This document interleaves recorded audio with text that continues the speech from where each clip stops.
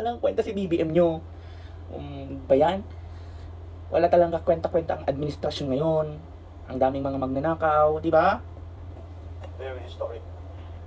Mga With kawatan. 171 members voting in affirmative, 1 in negative, and 0 abstention, that the chair declares House Bill number 11376, an act providing for 200 pesos daily wage increase for the minimum wage workers in the private sector as having been approved on third reading. Maraming salamat po.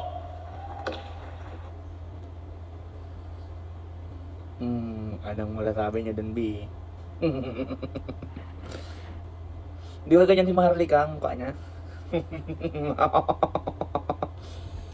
Kidding aside, thanks God. Di ba sa private sectors po, approved na po talaga sa final reading. Parang duling, no? Palitan mo ngayon sa wala kasi itong lens. Di ba? Approved na po sa final reading ang House Bill na 200 pesos wage hike. Di ba? Para sa ating mga nag-work sa private sectors. So kung ang rate mo ay 467 plus 200. Oh. Diyos ko, B. 600, no? 600. 500, 467 plus 200. Mga DDS. Hindi nyo mabigkas, no? Hindi nyo mabigkas. Kasi, project na naman ng government. Diyos ko. 1 plus 3. Yung sa MRT, yung pamasahe every Sunday for family day. Tapos, inaaway pa rin ng mga DDS. Diyos ko, kung hindi yung sa'yo, hindi yung favorable sa'yo, let other constituent avail the privilege, di ba? 20 pesos na bigas. Kung hindi sa'yo pabor, kahit kakabili mo lang nga ng bigas, na totoo lang, kasi nga, social crime at patay gutom, huwag ka na magsalita, B.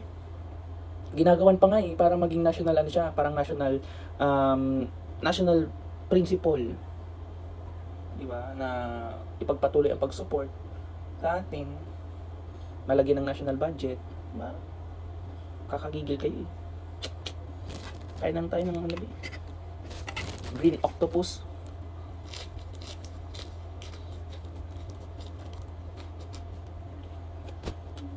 Pwede na ba ako magmukbanger?